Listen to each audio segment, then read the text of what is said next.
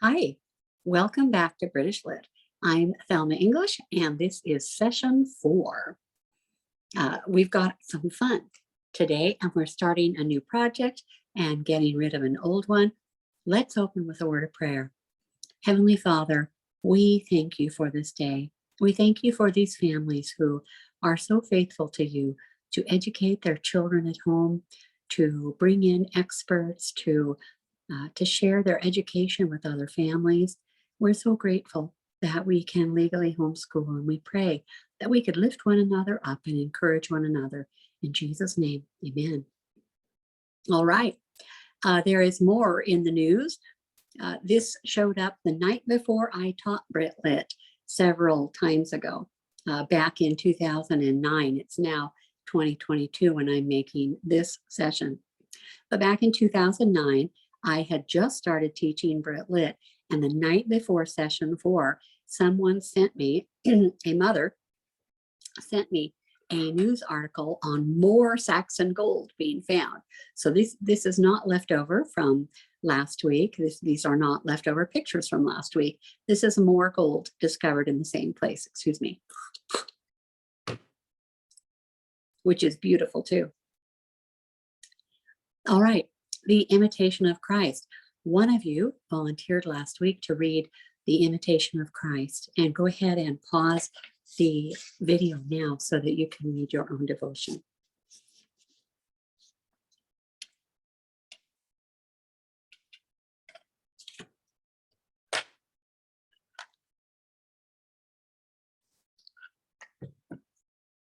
Okay, let's get back to it. I hope you're enjoying Thomas à Kempis. He has been one of my favorites. If you really enjoy him, you might want to upgrade your Dover edition of the Imitation of Christ and get a little leather bound. They make them leather bound in a beautiful little size that will fit in your purse or in a suitcase, and a little red ribbon, that type of thing. They make them beautiful, just like a little Bible, because he is so popular and has been for the last 1400 years. This is the day we turn in our Beowulf study guide. This is going to be returned to you in 2 weeks. If you have a TA, a teacher assistant, to look over guides for the first week before your parent, teacher, or facilitator grades them. If someone else is grading your papers, maybe they're getting them back to you next week. What I always did was I took someone in class who was learning so well, so advanced, or had taken the class before, usually an older student who was very suited to be a teacher assistant. And that means that 2 weeks ago, when everyone else took home the Beowulf study guide, they took home the teacher copy. They wrote the paper for the older kids, but they take home the teacher copy and they read it as they go through the book Beowulf.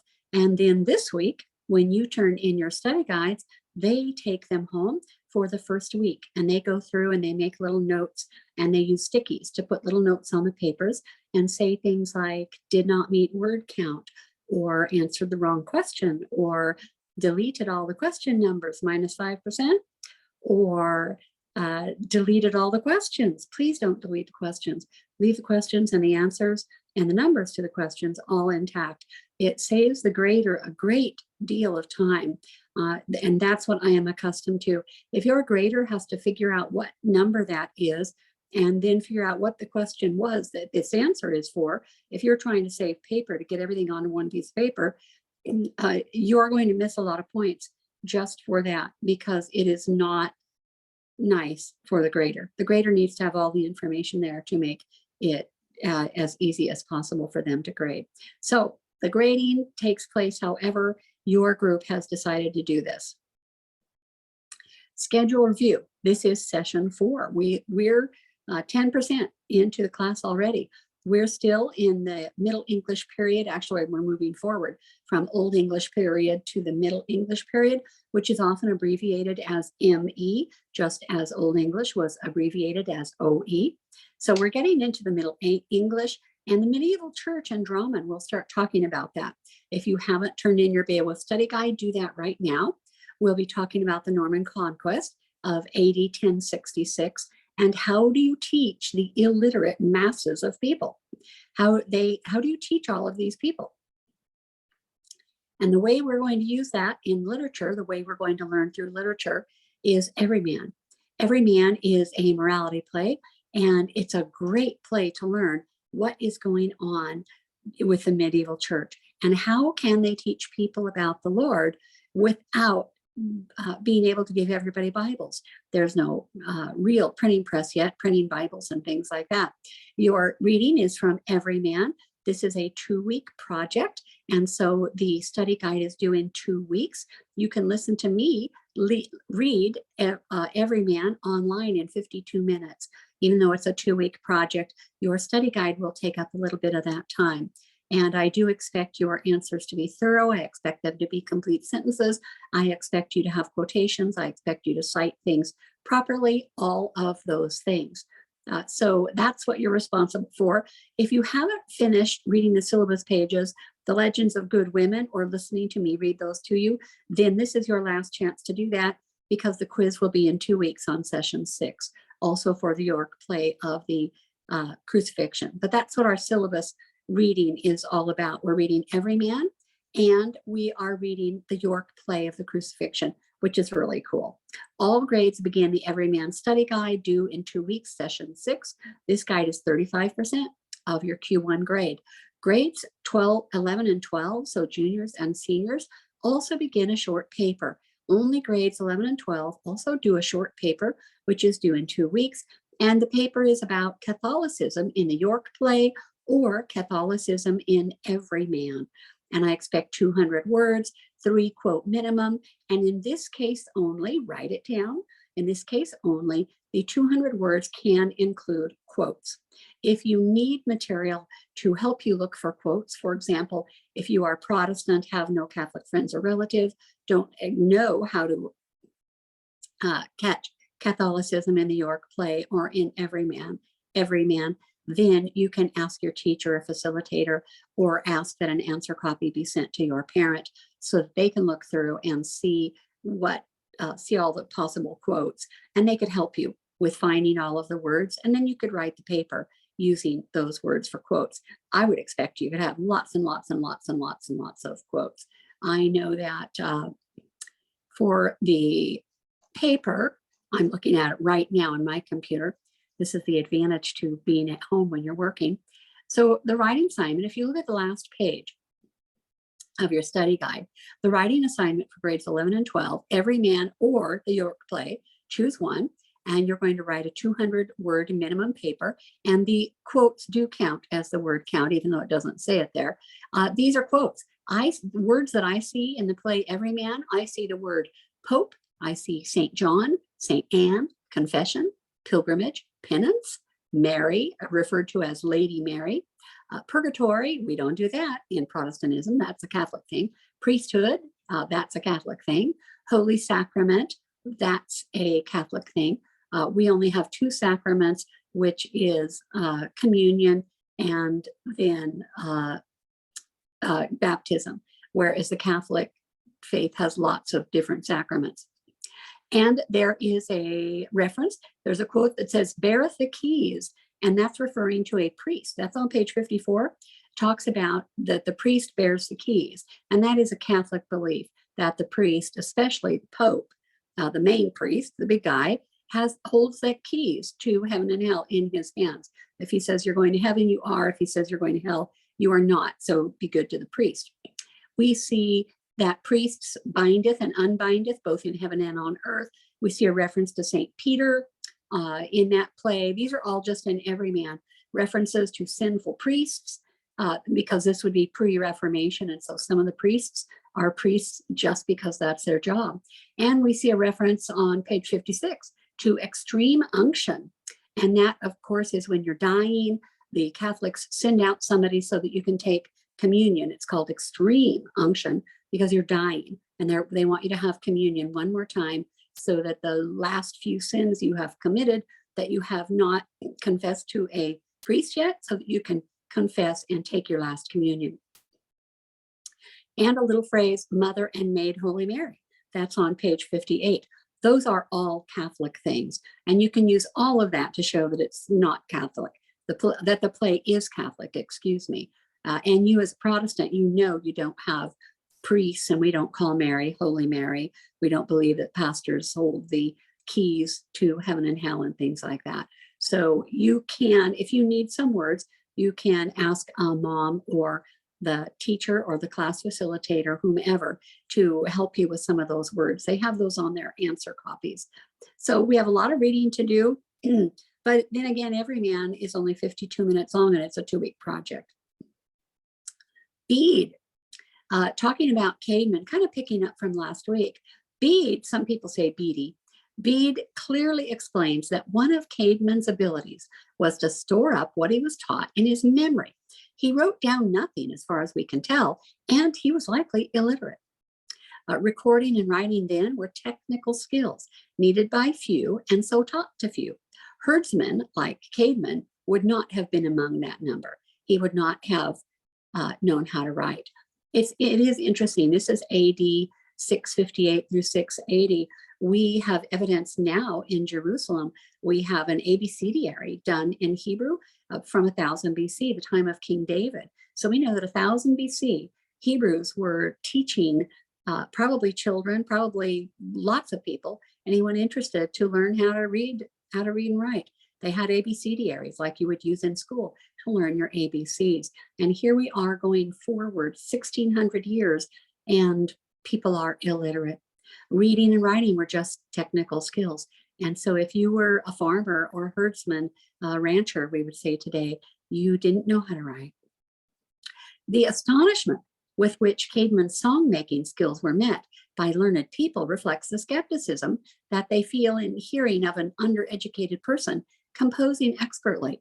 You know, people were shocked at how Peter spoke like an expert, and they were shocked at Jesus himself, that he knew things that even the elders did not know. People are always surprised if somebody who's a farmer or something like that is well studied in the Bible. The text of Caedmon's hymn of the creation is also perfect for memorization, utilizing a formula that aids memorization. And now I'm using an expert from the Department of English in the University of Toronto, Dr. Ian Lancaster. Each Old English line has 2 balanced phrases with 4 stressed syllables, 3 of which alliterate. So they have, you know, fresh fish for Fred. Each half line, if uttered musically in time to the plucking of a harp, would nicely fit into our phonological working memory, which is our short-term memory, which can accept 2 seconds of speech only before recycling. The poet phonologically encodes each first half line to make recall of the closing half line easy. So he says the first 2, there's a pause, he says the second 2. Anglo-Saxon riddles were popular in Anglo-Saxon literature. The riddle was a major literary genre in Anglo-Saxon Britain, and riddles were written both in Latin and Old English verse, and they also use that same pattern. Now the Exeter book. We can't go into the Exeter book, and I don't believe that the Exeter book is, now I'm looking, taking your time. The Exeter book, it is in your glossary, but all that the glossary says is it's a 1000 AD manuscript containing the Wanderer and the Seafarer, Widsith and the Wife's Lament, Guthlac, Juliana, Christ, the Ruin, etc. That's all you have for the Exeter book. We just don't have time to go there. But it's a 10th century book, which would be a codex, not a book as we think of now. A codex is the closest thing the ancient world 1,000 years ago had to a book. In fact, the codex appeared somewhere around the AD 1st century, and many people believe that it was the Christians, the early Christians, who first developed the codex form, who changed from writing things on scrolls where you had to roll them all up and carry them with you that way, but to actually put them all together like a book, what we would call a book. And if it's ancient, it's called a codex, if it's all been made by hand. And there are some people who feel that Paul's letters were some of the first codexes. Well, they were some of the first codexes to be made. Whether they were the first to create the codex is yet to be seen, or perhaps never known. But this book that's the Exeter book is this codex. So it's written like a regular book. It's not a scroll. And it's an anthology of Anglo-Saxon poetry. It's the largest extant collection of Old English poetry and riddles. It's believed to have originally consisted of 131 pages. Only 4 manuscripts written in Old English exist today. That's how rare it is. It could have disappeared easily. 1 or 2 fires could have taken out everything in Old English that we have. Anglo-Saxon riddles, we did a few of these last week, and I thought I'd just throw a couple in here for some fun. I think I only have 2. Let's see here if I have more than 2. So here's one. Let's see. A wonderful warrior exists on earth. 2 dumb creatures make him grow bright between them. Enemies use him against one another. His strength is fierce, but a woman can tame him. He will meekly serve both men and women if they know the trick of looking after him and feeding him properly. He makes people happy. He makes their lives better. But if they let him grow proud, the ungrateful fiend soon turns against them. Okay, let's give you a couple of seconds to think about, what am I? Who am I? Yes, it's fire. Let's look at the next. Oh, that's the only one I put in. All right, you just have one riddle this week. Excuse me. All right, this is that news article, and I thought I would share it with you. The largest hoard of Anglo-Saxon treasure found. And this was from 2009. And this is that article I received the night before class. A recently discovered hoard of Anglo-Saxon gold is displayed at Birmingham Museum in Birmingham, England, Thursday, September 24, 2009. Amateur treasure hunter, you can see him there with his metal detector. Terry Herbert was prowling English farmland in Stratfordshire, England, with a metal detector when he stumbled upon what has been described as the largest Anglo-Saxon treasure ever discovered, a massive collection of gold and silver crosses, sword decorations, and other items, British archaeologists said. Much of it was lying close to the surface or even scattered on top of the plowed soil. Look at this picture. That's a coin, and that is a beautiful piece of gold with garnets set in, very similar to the pieces that we saw last week. And this is lying on top of the soil, probably just got turned up by a plow. Part of a hoard of Anglo-Saxon treasure is shown here. They're calling it the Stratfordshire Hoard from where it's found. It's being held by a member of museum staff during this news conference at the museum and art gallery. And again, I used Flickr as my resource for the photos. I saw the news article, and then I went to Flickr and I looked up Saxon treasure, and I found right away Daniel Buxton photography. And sure enough, there were 1 or 2 pictures in the news article, and I found, I don't know, 10 or 15 photos that he had taken, and they just chose a few. So I was able to include those in our PowerPoint. This is the fascinating piece, and we'll talk about it a couple of times. This is a strip of gold with a biblical inscription in Latin written on it. An unemployed medical detectorist has unearthed the biggest hoard of Anglo-Saxon gold and silver ever found in a country field, archaeologists have said. And this is it. So it's worn as a bracelet. And what is written here in Old English is a Bible verse. It's from Numbers 10:35.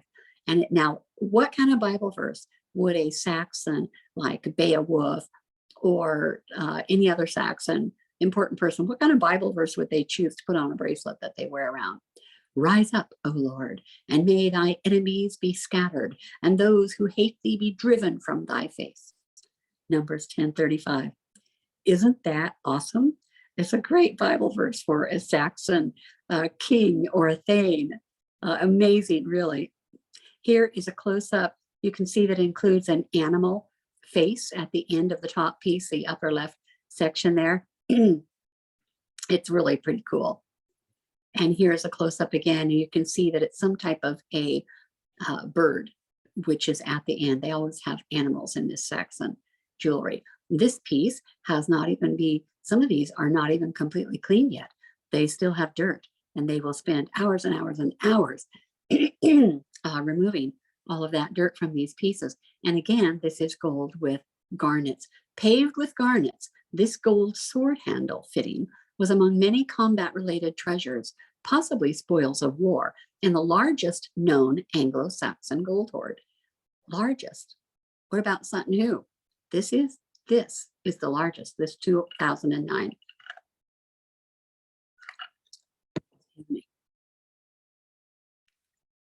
These gold sword fittings from the newfound Anglo-Saxon hoard represent just a tiny fraction of the hundreds of artifacts found in England and announced on September 24, 2009. Hundreds. These are sword fittings. It's not jewelry. These are sword fittings. The pieces that go at the end of your sword, the pieces that go on the part you hold with your hand, all made out of gold. These are pyramid sword fittings. So if you were holding the sword, this would be like a little button that goes on the very back of the sword at the end of the handle, not toward the blade, but past the handle. And this would be what kind of caps off and makes it beautiful. All of these garnets done in gold. And under each garnet is a thin slice of gold foil to help make the item sparkle. Now, what do you think of the craftsmen from the Saxon age? Amazing, isn't it? Here again is the bracelet, and you can see some elbows in a fitting up above, which are some type of a creature. And these are some of those items. There's even a checkerboard pattern made out of blue and white glass. They were able to make glass. These are amazing pieces. Lots of dirt here. These are either stylized arms entwined, or they're Woden's ravens, which would be pagan backbiting creatures. So it's hard to say, are these just arms or are these pagan animals? Thought to date from the 7th century, so the 600s, the collection of more than 1,500 gold and silver items has been officially declared as a treasure trove and thus the property of the state. So the guy that finds them, when you find that much, you don't get to keep it. Herbert will, however, share the financial worth of the hoard, likely to run into millions of pounds with the landowner. So this guy does probably get rich. This is a Sutton Hoo shoulder clasp. You saw this last week. This collection, the Saxon Hoard of 2009, the collection contains about 5 kilograms of gold and 2.5 kilograms of silver, far bigger than previous finds, including that of the Sutton Hoo burial ground in eastern England, which contains priceless royal treasures found in 1939 in a huge ship grave.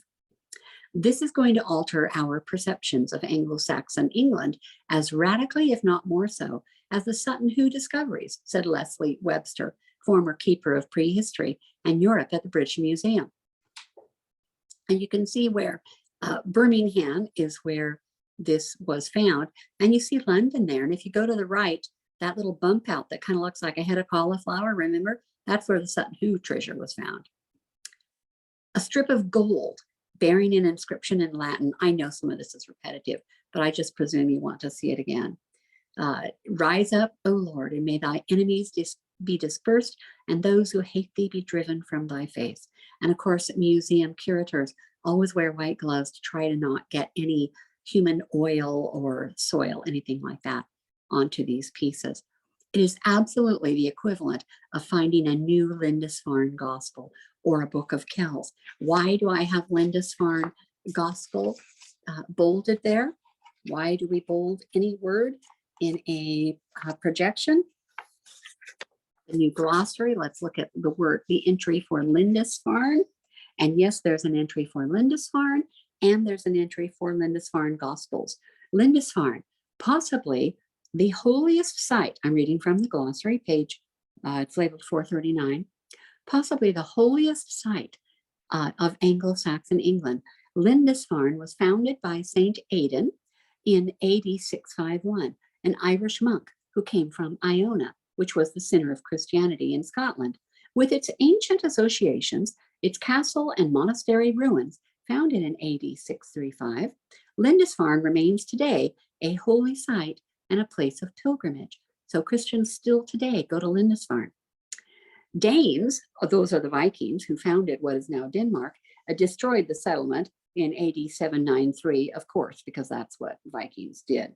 The Lindisfarne Gospels are now located at the British Library. It's an illuminated manuscript produced around AD 715 to 720 in the monastery at Lindisfarne, which is awesome.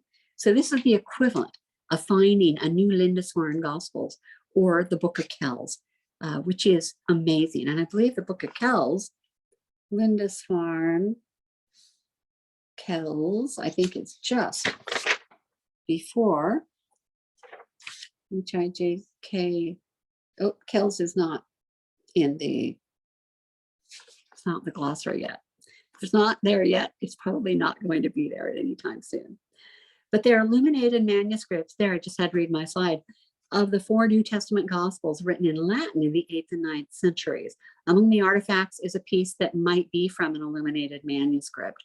And then note the cross. There are giant garnets in that cross. And here you can see these are creatures. One looks kind of like a fish, and another looks like a bird of prey with a great beak. Oh, and the piece on the 2 pieces in the lower right that have a large horizontal opening in them, those are the beginning of a sword hilt. And so that's the part that protects your hand from the sword blade. The sword blade goes through that hilt. And this is the cross. And then there's also a crushed, a scrambled cross, one that they believe it could have been crushed at the time that it was buried, but probably it got, when you turn around the dirt and chop up your garden to plant again with the machine that you chop up the dirt with, that fails to, a rototiller. It's been, but I think it's been rototilled. I am losing my words now.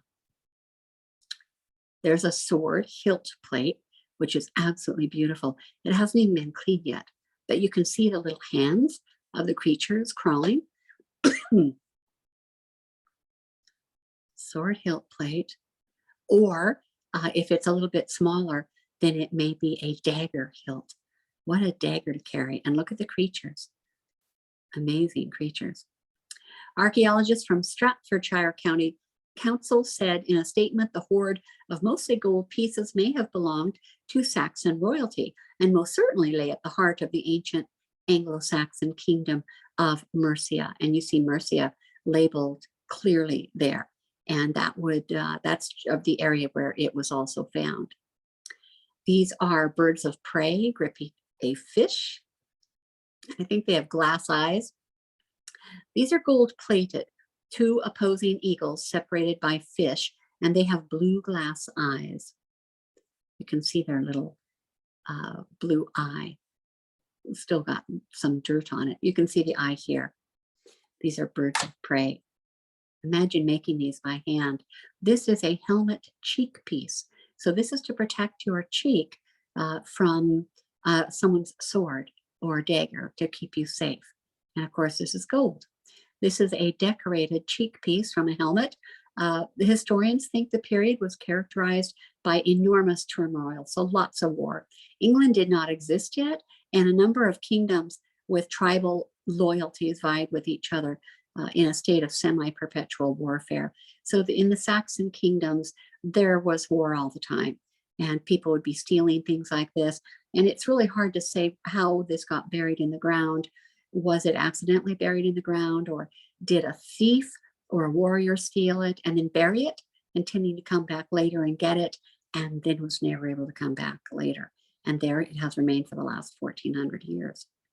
This is a close-up of the cheek piece. They still do need some cleaning, but they're beautiful. This is a helmet fitting, and now you know that this would go along the helmet like a mohawk would. So this is some type of a creature. This is not a boar, but it's some type of a creature. The cache comprises sword hilt plates, fragments of gold helmets, some elaborately decorated, and other pieces of weaponry inlaid with precious stones. It's thought to date back to at least the 7th century, although there is already debate among experts about when it entered the ground. You know, was it hidden? Was it stolen? Was it captured in war? How on earth did it get in the ground? This piece is called a scabbard boss. And this hoard of gold is thought to be worth millions of pounds. And usually a pound is about $2. So we're talking millions and millions. This is a scabbard boss. So this goes at the back of a dagger or a sword hilt, just decorative for that part. And these are glass checkerboard studs with gold and garnet surround, made out of blue and white glass.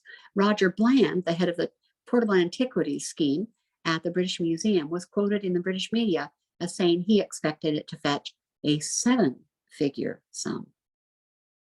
Amazing. And this is the folded cross that they believe was rototilt. You can see that there's a gem missing. What kind of gem do you think that might be that's missing there?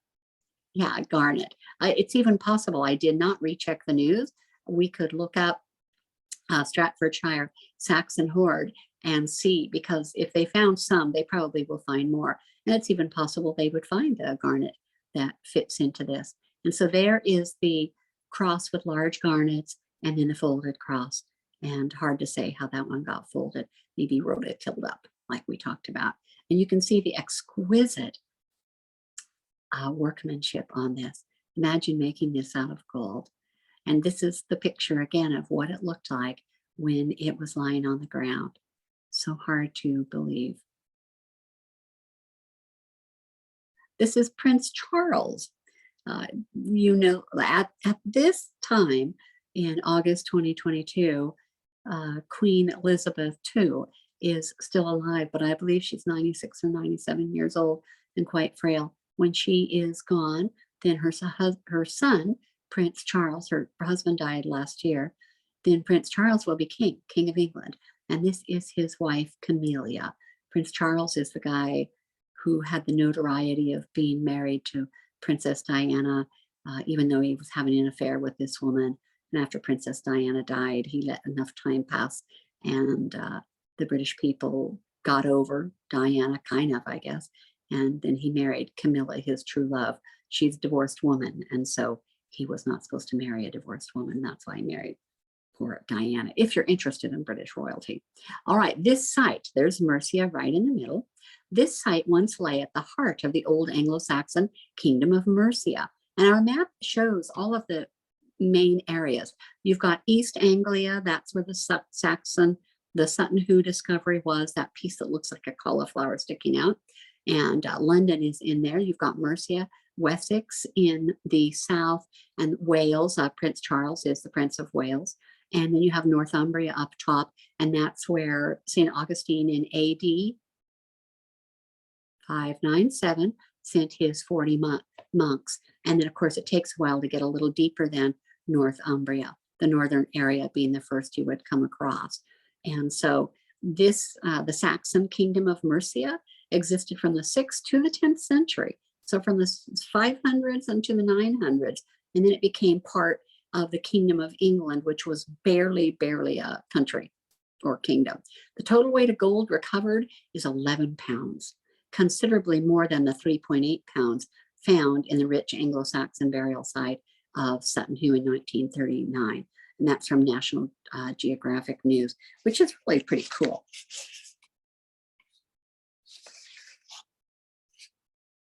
And that's it, the last of the gold. You know, gold doesn't tarnish, it doesn't rust, it doesn't, they do mix it sometimes with other, you get 10 karat, 14 karat, 18 karat, 22 karat. They mix it with other metals to make it stronger. 10 karat would be the strongest, but also the least valuable.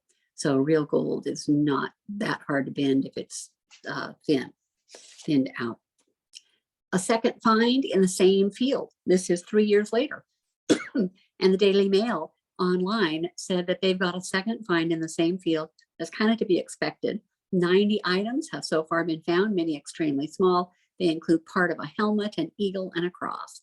And I did not research again, but you could easily research on the Stratfordshire Hoard of 2009 and 2012 and see if they have found any more. That's 10 years ago. I bet they found more. Isn't that cool? The Royal Hall from Beowulf, has it been found? Well, I doubt it, but they found something very similar to it. It is very much like the site described in the epic poem of Beowulf. They have excavated this hall. The Old English epic poem Beowulf is partly based on a real hall unearthed in a small town in Denmark, according to archaeologists. The poem is believed to have been composed between 700 and 750 AD. I added sick in brackets because when you are educated, you are supposed to write dates, as you should say the poem is believed to have been composed between AD 700 and 750. The AD always goes before the number date, and the BC always goes after. And there are actually books now being published that do not know the difference. But for this class, I'd like you to learn the difference. Considered by many to be a literary masterpiece, including us, we think Beowulf is a literary masterpiece. The work spans thousands of lines and details the heroics of a brave Scandinavian fighter named Beowulf, who frees Danish King Hrothgar's hall from the murderous demon Grendel. And here we have a close-up of where they have found Leger, I don't have any idea how to pronounce this. While no evidence of Grendel has ever been found, archaeologists believe they now know the location of the hall where Hrothgar's warriors once feasted, reports the BBC History magazine. And I don't know if it's possible they would find the real hall. I'm kind of skeptical, but maybe they did. But anyway, this guy wrote a book, and so they wrote an article, Beowulf and Lair, or this place. John Niles, a former university professor and an expert on the site, told the Huffington Post in an email that researchers in the area have found evidence of a series of great halls dating between the time of Beowulf, AD 550 and 1000. The excavation is located in the Danish village of Lair. I don't have a Danish accent to use for this. So how do we get now, we're moving forward, we know we're moving forward this week, from Beowulf to Everyman. What's with that? From Old English to Middle English. You have Beowulf, part of manuscript, with little burned edges, probably the burned edges from Robert Cotton's collection, and then to Everyman. And we see a woodcut here, where you would carve into the wood. It's very much like a stamp, if you made a stamp out of rubber, but this is made out of wood, and then they could print covers with little pictures of death coming for poor little Everyman there on the cover on the right, and now he's on the left. This is a page from the original Beowulf manuscript from the British Museum and a page from the original manuscript of Everyman. We're going to make a huge jump this session from the Old English of Beowulf to medieval miracle and morality plays, and then on to Chaucer in a couple of weeks. In 2 weeks, we'll be in Chaucer. How can we better understand these enormous changes in English literature? Beowulf. Now, here is one of Beowulf's men as he's dying. He's killed the dragon, and they're surrounded there probably with gold and things like that that the thief stole, which of course wakes up the dragon and causes all of the grief in the movies and in the books. Beowulf provides a moral compass for an illiterate people. The way Beowulf acts is the way grown men, warriors, thanes should act. They should be noble. They should be bold. If they're like Beowulf, they also credit God, the creator. And this moral standard set by Beowulf is meant to demonstrate proper behavior and morality. And of course, Grendel shows what uncivilized people are like. Monsters are always the uncivilized people if you want to talk about allegories. But Beowulf does show a moral compass. It's very much like in the Iliad and Odyssey. You have the Greeks who have no sacred literature, and they have the story of the Iliad, and that kind of becomes their moral compass story, so that the heroes in the Iliad tell young Greek guys what they want to be like. And it is a heroic worldview where they have this extreme honor system, and they show no mercy and grace or forgiveness or anything like that. And Beowulf has progressed a little bit further from the Iliad because we have this the syncretism, this blend of pagan and Christian, because our hero Beowulf is not only honorable, he gives God the glory for his success. He says he will be successful because God is behind him, and yet he still is proud, boastful. he still is a good hero for the Saxons. So Beowulf is in that heroic code. He's in that era where his story provides, the Saxons are an illiterate people. Their stories are all told orally. They have heard some they've heard some Bible reading. They've heard enough that some of them sing songs if they live near the monastery, and probably visit there every morning, like Wolf or Caedmon, but they don't have a Bible. And Beowulf's people, they don't have a Bible. They only know what the 40 monks have told them and what has been passed on from person to person. But they're an illiterate society. This may be how they learned about God. Beowulf just happens to be a syncretism of both of those, and it just happened to survive. Think of the odds of surviving. Did any of you look up Robert Cotton in your glossary last week for his entry? Robert Cotton? No, nobody looked him up. Robert Cotton, ABC. We'll hope that these are in alphabetical order.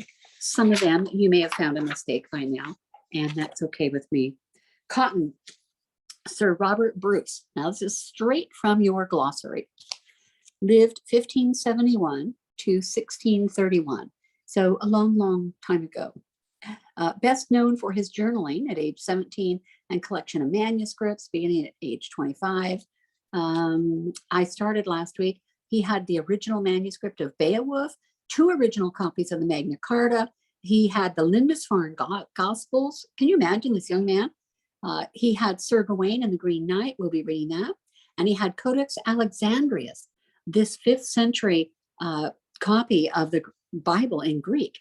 His home library was 26 feet by 6 feet. Big, long, narrow room, housing busts of figures from antiquity.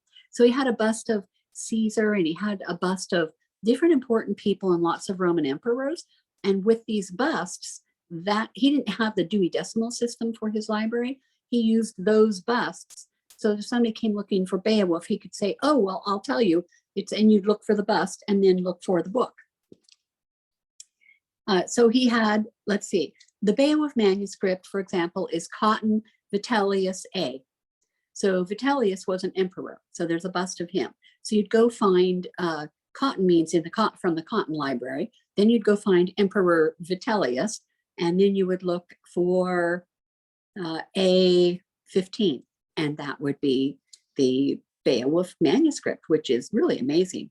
And there's quite a story, and I'm not going to read the rest of the entry, but there's a story about how they moved his library after his death in case it should accidentally burn down. They didn't want it to burn down. And the place they moved it to burned. And some of the manuscripts were lost and some were damaged, and then copies were made. So Beowulf just happens to be a syncretism of both Christian and pagan heroic morality. Beowulf is our good standard. You know that. Unferth, oh, he's the bad guy. He is not brave. Unferth is the bad guy. In the Iliad, you have Achilles, and you have the bad guy. Can't think of what his name is, but he's the guy nobody wants to be like. We have that same character in the Iliad, the same person. Grendel is the example of uncivilized behaviors. If you have done classical lit and read the Iliad and Odyssey, then you know that monsters, people who are not civilized, are usually portrayed in stories as monsters. And so, for example, the Cyclops, they're uncivilized. When you go to somebody's house and knock on the door, they're supposed to bring you in, offer you food and a bath, and maybe even give you a gift if you are from a Greek culture. But even in Beowulf's day, you could go somewhere and someone is expected to practice hospitality toward you. And so if they don't, they're really the bad guys. Grendel, he's the example of uncivilized behaviors. They're the bad people. They're the bad people who usually live way, way far away and need to be taken out, killed, or gotten rid of, or something like that. Everyman is a morality play.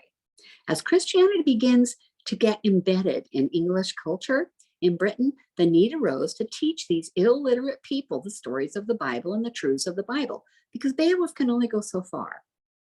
Beowulf isn't going to cut it when they are ready to hear about Jesus and to hear about the Bible, the creation of the earth, and to hear about man's sin and destroying the earth by water, and as people moved out the Table of Nations in Genesis, getting to 11 and 12, 10 and 11, and then getting to Genesis 12 to talk about Abraham and his descendants, Abraham until Genesis 25, and then after Genesis 25, Abraham's descendants, and getting them all the way into Egypt, and then getting them all the way into Egypt with great miracles, and then starting the book of Exodus. Now they have to get out of Egypt.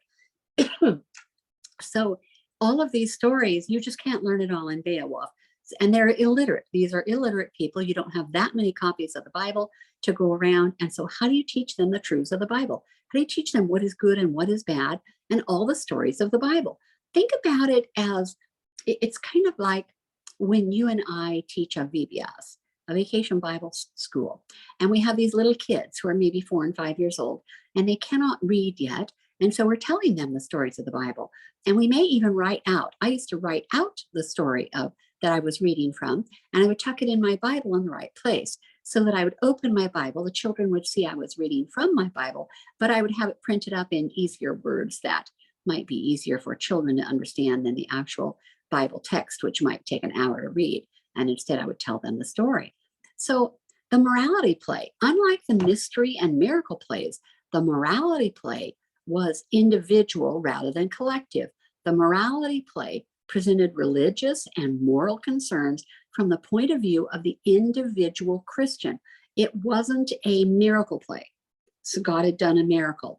It was not a mystery play about Noah's Ark or the creation of the world. It's a morality play directed at each individual person to teach them you're either, well, to begin with, everybody dies, and to teach them that you have to choose heaven or hell. The main concern is to effect the salvation of the soul. That's what Everyman is about. It is an allegory, and it's for every man or every woman. And I've got that bolded here, morality play. That means, of course, where can you find an explanation of the morality play, especially if your study guide says, what is a morality play? Which I think is number, I'm looking at the play right now. Everyman, number 1, what is a morality play? And in the question, hopefully you have your paper copy now. If you don't have your paper copy, then you're supposed to go to session 4 when you get home, download it, print it up if you want to write notes all over it, but you do need to do it electronically. You need to put it into your computer. Remember what I said last week or the week before. Don't open up the morality play online at Thelma's library. Open up Everyman and then type in all of your answers and everything, and then go away or have the computer make a blip, and all you did was type into cyberspace. You don't have the play, the copy, and your answers until you download it. And so you're going to do a right mouse click or something like that and download it onto your computer, put all of your Britlit papers in one file or many files, or however you arrange your files. It's time to learn some file management, and download it. And then every time you work on that study guide, you will be opening it up from your computer. You won't be at Thelma's library anymore. You'll be at your computer, and you can transfer handwritten notes to your computer copy. And look, the first question, number 1, what is a morality play? And it's worth 8 points. That's a lot of points. So how good does this answer need to be? It needs to be thorough. And it is, the word is bolded, so you'll be able to look up morality play in the glossary. And it says confer morality play or Everyman. And Everyman is also bolded, so you can also look that up in your glossary. And that's to your advantage. So what's a morality play? You'll know. Next week, you'll know. Miracle plays presented the lives and miracles of the saints, or episodes of divine intervention. Miracles, often through the agency of the Virgin Mary, the Holy Mother of God. Think of the prayers that you hear Catholics. Let's see, what is it? Holy Mary, Mother of God, blessed art thou among women, and blessed is the fruit of thy womb, Jesus, something like that. The Hail Mary, oh, Hail Mary, Mother of God. If you're Catholic, Mary is the Mother of God. And very often Mary comes down rather than having an angel intervene or something, they have Mary come down, the Mother of God, and rescue everybody. And of course, for a Protestant, that would not be very palatable. That we would not consider that to be proper theology at all. But that's what the miracle plays were, because remember, this is a Catholic church. This is before the Protestant Reformation. The word Protestant comes from the word protesters. The Protestants were the ones that protested the Catholic Church. And after the Reformation, there will be Catholic things and Protestant things, but right now there are only Catholic things, and this is Catholic. The mystery plays dramatized sacred history as narrated in the Bible, representing events from creation to Judgment Day. Plays told the stories of Adam and Eve, Noah, and the resurrection story, so Jesus resurrecting from the dead. And these plays, very, very similar to what we do with VBS. These plays, in VBS, we might read the story, then we have the children do a craft about the story, but what might we also do during VBS? More than at Sunday school. At VBS, we might make decorations and have a scene all set on a stage and have puppets or have people wear costumes and act out something. And it might even be something similar to Everyman, where they learn that when you die, you either go to heaven or hell. Where do you want to go? Or to believe God.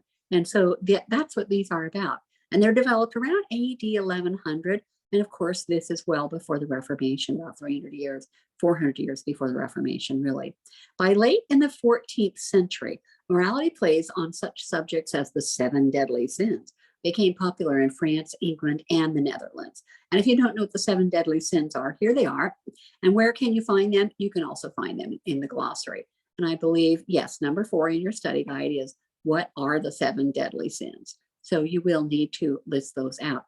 And the 7 deadly sins, let's see, 14 points out of 100. And so how hard are you going to work on a 14-point question? Please learn it well. If you use the glossary, list everything out, cite it properly using quotation marks and cite the glossary or rewrite it and put it into your own words, but use the glossary. So the 7 deadly sins: lust, gluttony, greed, sloth, wrath, envy, pride. We would pretty much all fail on all of those.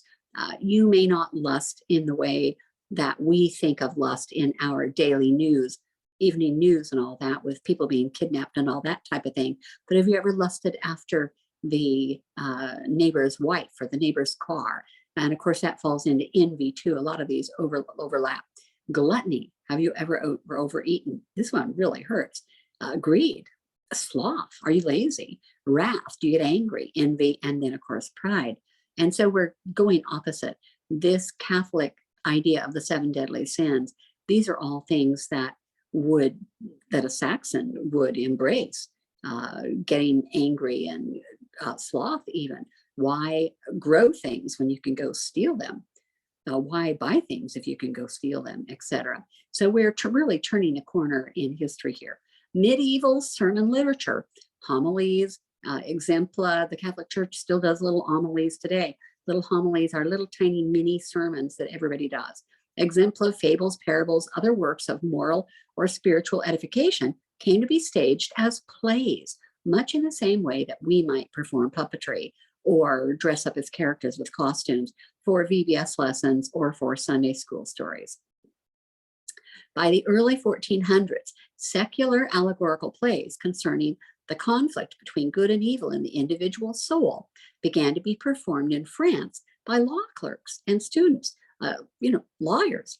The conflict between good and evil. And this type of play soon became popular all over Europe, including England.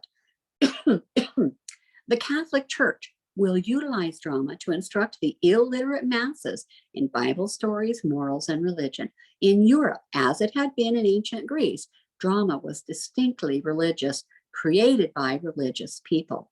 So it's not to make you laugh, it's not to sell tickets. This drama just comes to teach you stories about the Bible. The first actors were the priests and their chosen helpers. Eventually, local trade guilds took over the acting. So people like cobblers and shipwrights and carpenters and woodworkers, for example, the Bakers Guild might perform the miracle of feeding the 5,000, the bread bakers.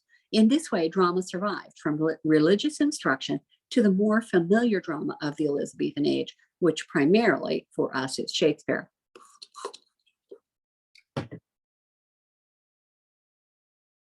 At the secular level, pageants were developed to celebrate and honor a new monarch, a royal wedding, or a national event. So pageants became popular. Everybody likes a party, right? The Normans, these are the French people who came over and conquered Britain, William the Conqueror in AD 1066, and that's the first king of Britain. Of England is William the Conqueror. The Normans loved pageantry and probably greatly influenced the rise of drama in Europe. The offensive and crude drama of the declining Roman Empire gave way to the religious drama of the church. If you take classical literature, or you have taken classical literature, you know that the Greeks are all about, they're all about tragedies. They do have a few tragedy plays that are not quite too tragic, where somebody does escape or get away or has a good ending. But for the most part, tragedies are tragic. Then the Romans took over the Greek world, and the Romans, they always kick it up a notch. If the Greeks were exercising and chasing each other, then the Romans thought, well, let's chase each other, but the one who catches the other person gets to kill him. The Romans kicked everything up a notch. They loved blood sports. And so when they took over drama, their drama is something so crude and ugly that nobody studies it today. It might be a footnote in a book, but nobody reads the plays. It's pretty bad. So this declines. And what rises up from the ashes of that? The religious drama of the church. And these pageants are popular all over Europe. Who doesn't like a good play?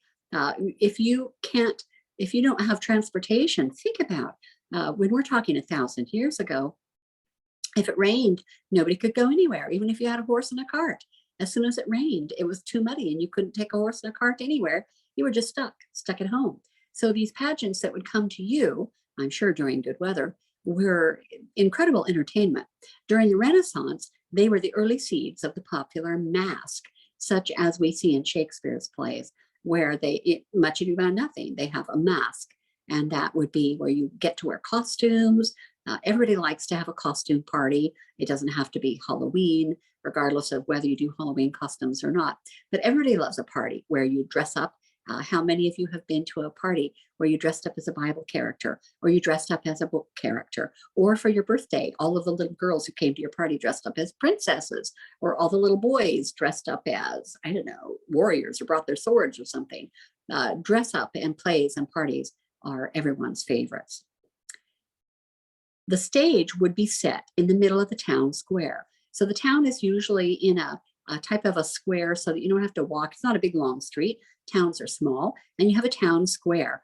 Think of Portland. They have Pioneer Courthouse Square, and many smaller cities and towns also have a courthouse square. And that's where the police are, and that's where the mayor's office is, and that's where a lot of the businesses are, coffee shops, things like that. Well, they also had a town square.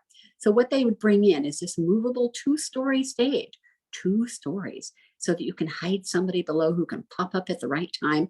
And you'd set those up at various locations around town. The lower story served as a dressing room, and the upper was the platform or the stage. So you could go down below, change out your props and your costumes, and then pop up inside. Several stages allowed the actors to perform a play, move on to the next section of town, and perform again. In this way, several movable theaters could perform a cycle of plays, one after the other, and they'd just cycle through the town. The battle between good and evil, the interior struggle of the Christian's attempt to achieve salvation, despite the obstacles and temptations that he encounters as he travels through life toward death, are exemplified in the morality play. Catholic theology. You're going to notice this is all Catholic. It deals with what the person, remember what I just said, can achieve on their own. This is not traditional Protestant theology that you are probably familiar with. Theologically, these plays are Christian with a touch of Catholicism. I think you could get saved if you were going back, 600, 1,000 years ago, but they were not Protestant. From the church to the secular, Originally, moralities were serious in tone and style. But what happens when you take it out of the hands of the church and you start letting the baker do the feeding of the 5,000? When you start letting other people get into it, the increasing secularization of the plays led to the incorporation of elements from popular farce, which would be making fun of things you probably shouldn't make fun of, a process encouraged by the presentation of the devil and his servant, the vice, as boisterous mischief makers. So the devil went from being something to really be afraid of. Once it's out of the hands of the church, the devil became kind of a comic character, somebody to make fun of or chase around with a broom, mischief maker. And so you're kind of losing the ability to actually help somebody get saved. So from sacred lessons to coarse humor. These characters soon became figures of comedy rather than of moral edification. Even more disturbing for the church was the way that actors would improvise humorous and then often inappropriate or coarse scenes to amuse the crowds. So if you said something, or if you said a bad word and everybody laughed, then you'd probably say more bad words. If you smacked somebody on the rear end or clapped them on the shoulder and made them fall over and everybody laughs, you're probably going to incorporate that and do it again. And so it's kind of a downhill slide. By about 1500, the church no longer officially approved of the mystery and miracle plays or the morality plays. And in England, they were suppressed after the Reformation in the 16th century. The 16th century, of course, is the 1500s, and the church gets so tired of these being a farce and not really teaching people. And after the Reformation, this was obviously seen to not be leading anybody to Christ, and so they were suppressed. A morality play, as you see in the glossary, is essentially an allegory in dramatic form. It shares the key features of allegorical prose and verse narratives. It's intended to be understood on 2 or more levels. Its main purpose is to teach, and the characters are personified abstractions with label names, like in John Bunyan's Pilgrim's Progress. We have the name Christian and Christiana. They have names like that. We see some of those allegorical names today with names like Charity. And then the Puritans also used allegorical names, and that's where the name, of course, Charity, is reminiscent of the Puritan time period. And where can you look up things about morality play? In the glossary. Feel free to use other sources, but if you want to be direct, use the glossary. Allegorical names, everyman is a name, good deeds is a name, beauty is a name, knowledge is a name, strength is a name. But what name is missing from the play Everyman? Everyman, good deeds, beauty, knowledge, strength, they're all there, but there's no character in the play Everyman named Faith. Everyman concerns the Christian's experience of mortality. And you may or may not know that 10 out of 10 people die. So it's a Christian's experience of mortality and judgment. The main characters in Everyman are God. God's a character. A messenger, death, is a character. Everyman, fellowship, is a character. Kindred is a character. Cousin is a character. What kind of character do you think cousin is? Everyman's cousin. Goods, those are Everyman's possessions. But here it is a character. Goods, knowledge, beauty, strength, and good deeds are a character. And good deeds is an extremely important character because this is Catholic. Everyman is immersed in worldly pleasures when death unexpectedly summons him. Ooh. And here comes death. He soon finds that none of his supposedly loyal companions, fellowship, kindred, cousin, will go with him. He's summoned to go, and he tries to get anybody to come with him, and no one is willing to go with him. The Grim Reaper. This is just a Halloween advertisement, but if you go to Europe and go inside churches, the Grim Reaper is all over the place. And it's not to scare you or to be spooky or for Halloween. It's because death comes for every man. The image of death as the Grim Reaper are evident in much of medieval art, especially funerary art. So if you go inside a cathedral, people are buried there and they have their stones on the floor, and like Westminster Cathedral, and their stones are on the floor, they're buried underneath there. or around the edges of the room, and the Grim Reaper is just everywhere in art. Who will go with every man to the grave? Every man's treasured goods also desert him. And at the grave, the qualities of the flesh, beauty, strength, also fade away. Only good deeds stays with him to help him get into paradise. And that makes this quite Catholic, that just good deeds he's done, which he has accomplished with the help and guidance of knowledge by means of confession and priesthood. Remember, I told you this was Catholic. All right, your Everyman study guide is at the website. It's in session 4. Download it to your computer so you're working on your own computer. Your study guide has only 20 questions. Do not delete the questions, please. After the first study guides get turned in, with almost without exception, somebody will turn in Beowulf with no questions.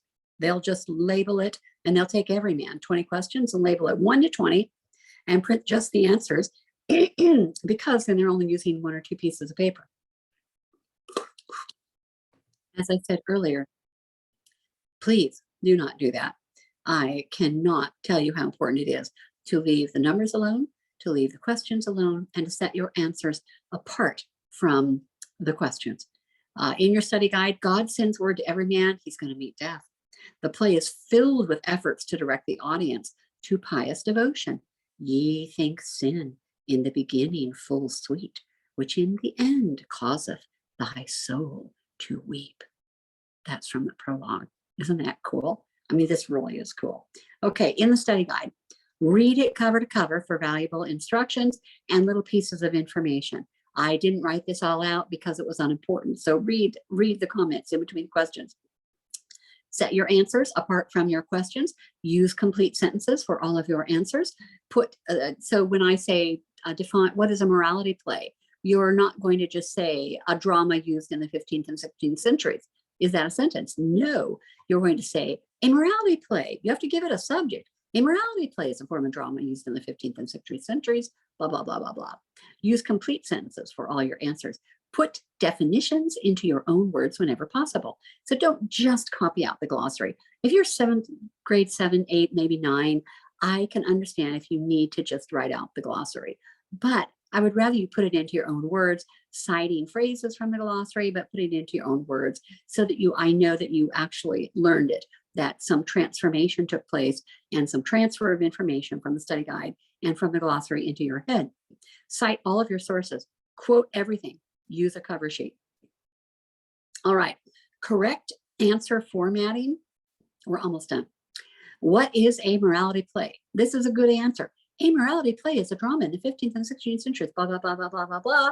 And it's from the glossary. And I have quoted, I had to add a morality play is to make it a complete sentence, but I've quoted and used just the glossary. Now, I could have rewritten it myself and that would be even better, but I'm presuming some younger students. A bad answer, a wrong answer, or a bad answer is where you click right after the 8-point value that is in brackets after the answer. What is a morality play? Brackets 8, that means this is worth 8 points. And then you type right after that and type in your answer. A morality play is a blah, blah, blah, blah, blah. Please leave a space. Leave a space, a space, and don't mess with the numbers. You'll learn how to do that. It's quite easy. The idea is to make it easier for your reader, your parent, facilitator, or teacher, or me, to make it easier for the one who is grading these to find your answers and not to have your answer mixed up with the questions.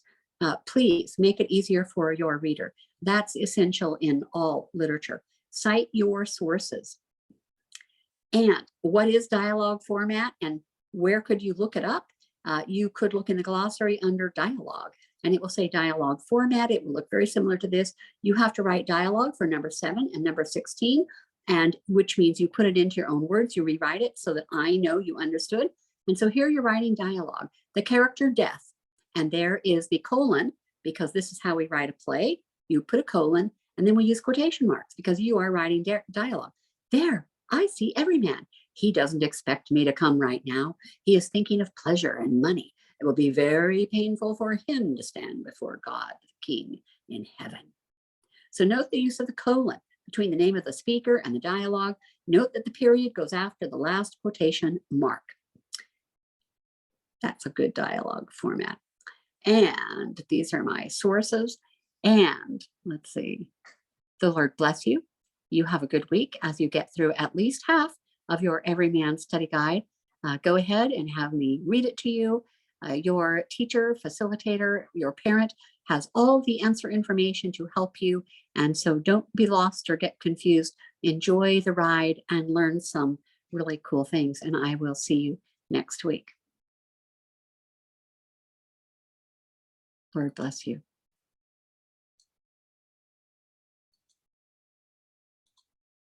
There we go. Lord bless you.